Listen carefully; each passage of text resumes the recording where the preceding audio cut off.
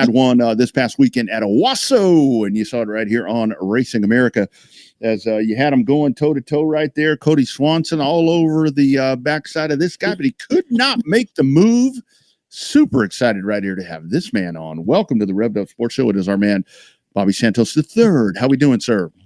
Great. Thanks for having me on the show, guys. Absolutely, man. So kind of walk us through that one this past weekend. That was we'll kind of dig in about sprint cars on pavement. To me, that's one of those things that really gets my juices going, as well as street stock racing and so forth. But kind of talk about that race. That was one hell of a drive for you.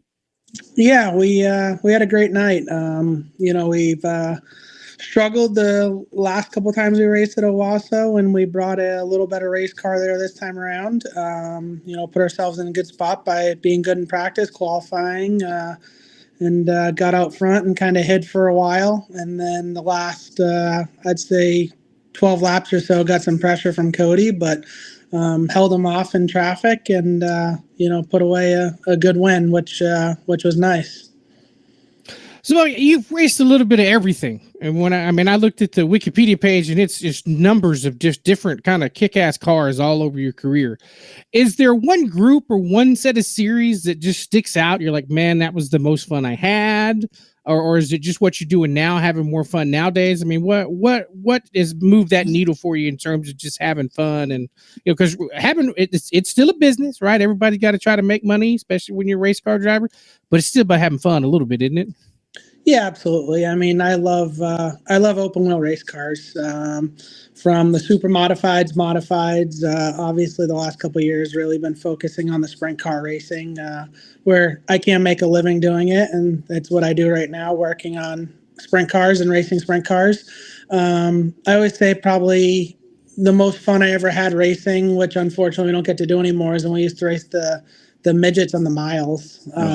That was probably the stupidest racing I did, but the most fun racing I did at the same time.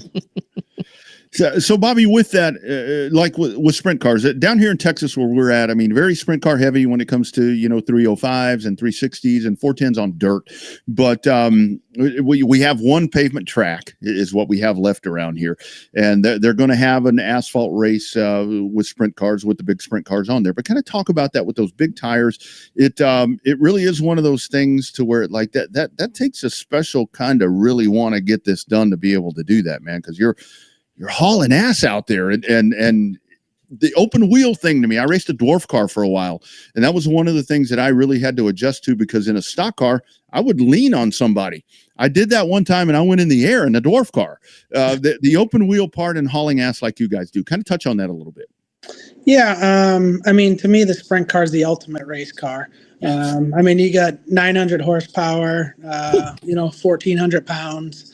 Everywhere we go, sprint cars typically set the track record on every track they're at. So to me, as far as speed, agility, the way they race, sprint cars are the ultimate car. We do the wing stuff, the non-wing stuff, and it's so crazy because we use the same basic car, wing and non-wing, but driving them, they're two totally different race cars because of the downforce, and then the non-downforce, the non-wing car. But two different disciplines, but really enjoy racing both of them and the competitive side of each of them.